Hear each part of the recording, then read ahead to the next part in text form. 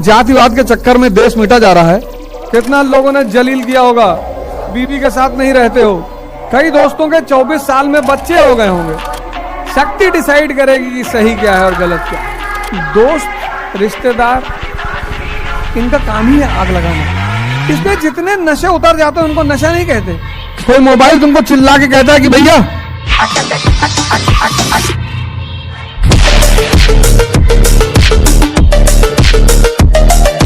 इस दुनिया में जितने भी महान लोग हुए, एक तो नशा ये है जो आम आदमी करता है। इसीलिए इस नशे को बड़ा घटिया कहा गया, क्योंकि चढ़ता है उतरता है। एक नशा है तुमको अपने अंदर किसी चीज को करने का, उतरता ही नहीं। मीरा को देखो, मीरा का जीवन पढ़ो, भगवान का नशा उतर ही नहीं रहा है। इसलिए जितने नशे उतर जाते हैं उनको नशा नहीं कहते, उनको उत्तेजना कहते हैं। अरे तुमको पढ़ाई, उसके सिवा कुछ सूझेगा ही नहीं, उसके सिवा कुछ सूझेगा ही नहीं। दूसरा कोई कुछ भी तुम्हें दिखा दे, तुम देखोगे ही नहीं, चाहिए ही नहीं, बात ही नहीं करना। कुछ कहने वहने की जरूरत थोड़ी है। हाँ तो 1,000 सीट तो है, सीट भी तो 1,000 है, और 10 लाख लोग हैं, 15 लाख लोग हैं, तो यूपीएससी को भी तो पता है कि वो 1,000 नशेड़ी आ जाएंगे अंदर। नशा है मोदी जी को।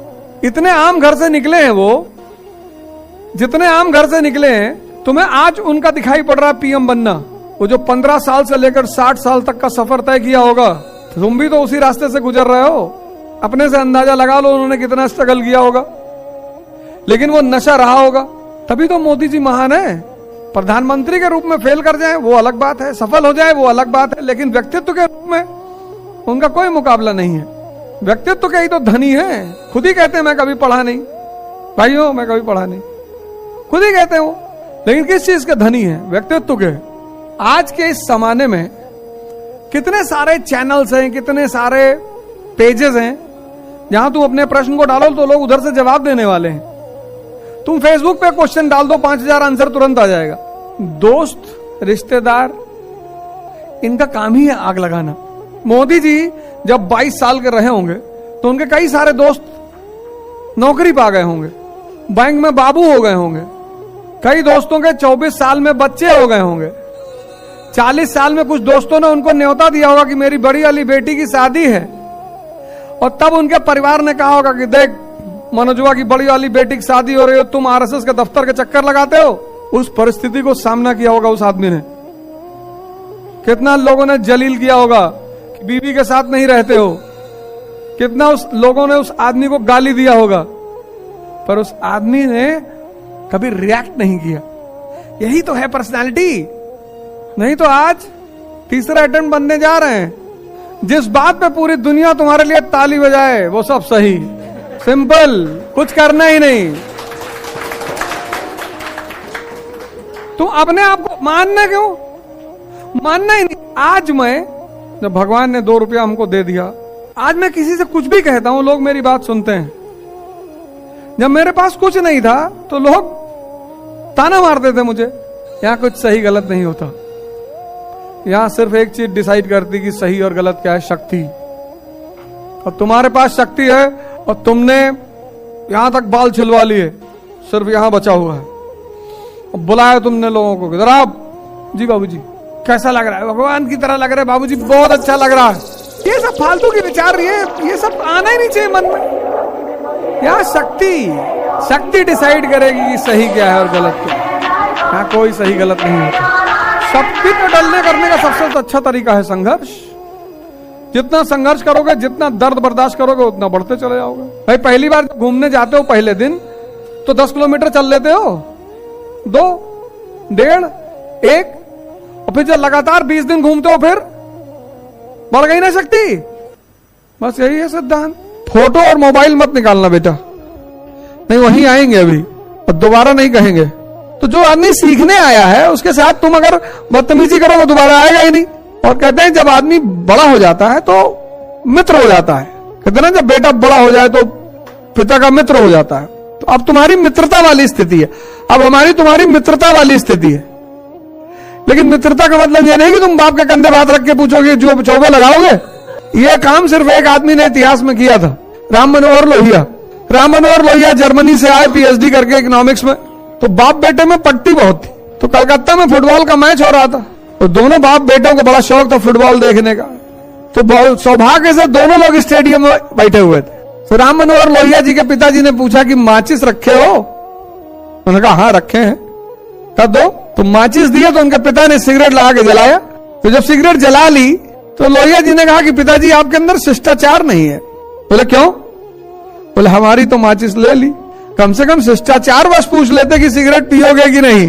तब उन्होंने डिब्बी निकाली, बढ़ाया, तो लोहिया ने भी लगा के जला लिया।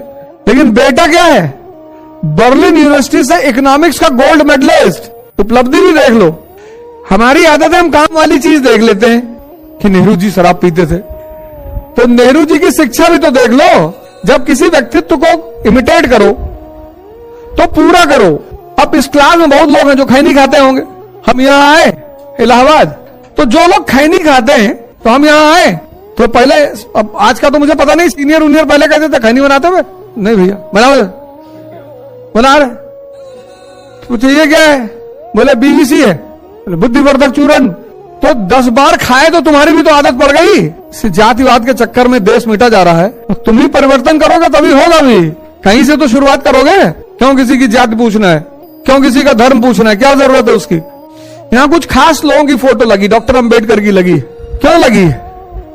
क्योंकि वो आदमी एक बहुत प्यारा सूत्र कहता है कि समाज और देश और विश्व को बदलने का सबसे सशक्त हथियार है शिक्षा। आइए, तो संदेश है वो कि शिक्षा से सब कुछ बदला जा सकता है। और सूत्र किसी का भी, अंबेडकर किसी की बपौती थोड़े हैं। ये जितने महापुरुष है ये किसी की बपौती थोड़ी है, हमारे हैं। चाचा है? नहीं, चाचा नहीं है, सबके हैं ये। जो इनसे सीख ले, यही तो हिंदुओं की एक विधा थी। हिंदू मतलब जो सिंधु नदी के इस पार रहता हो। तो मूर्ति पूजा करते हैं हिंदू, तो मूर्ति पूजा में वो क्या करते थे? जैसे हनुमान जी की फोटो लगाया, तो जब तुम किसी की फोटो सामने रखते हो तो तुम्हें याद आता है कि ये किस चीज का सूचक है। तो हनुमान जी की फोटो लगाए तो किस चीज के सूचक है वो? ध्यान। विमल पाल मसाना घाट, शाहरुख खान, अक्षय कुमार, अजय देवगन। जब तुमको पता है कि मैं एक बेहतरीन चीज लोगों को देने जा रहा हूं, तो तुम्हें चिंता करने की जरूरत ही नहीं है। हर चीज का एक टाइम पीरियड होता है। हुंडई भी कार बनाती है, मारुति भी बनाती है, वोक्सवैगन भी बनाती है, महिंद्रा भी बनाती है। तो तुम किस पैरामीटर पे कार खरीदते हो कि तुम्हारी जरूरत का है? तुमको कम मेंटेनेंस की गाड़ी चाहिए तो तुम मारुति खरीद लोगे, वैगनआर। इसका मतलब ये थोड़ी है कि सेंट्रो बुरी है। तुमको अपने घर से क्लिनिक जाना है तो वैगनआर बहुत है। तुमको अपने घर से कोचिंग जाना है, वैगनआर बहुत है। टीचर को, शिक्षक को, इनको कौन सा भोकाल बनाना है? मिर्जापुर थोड़ी चलाना है। तो किसी को मारुति की आवश्यकता है, वो मारुति खरीद रहा है। किसी को सेंटो की आवश्यकता है, वो सेंटो खरीद रहा है। जिसको बड़े बड़े पूंजीपतियों के साथ बैठ के बैठक करनी है, वो मर्सिडीज खरीद रहा है। या तो तुम्हारा कद बड़ा हो जाए और या तुम्हारा पद बड़ा हो जाए।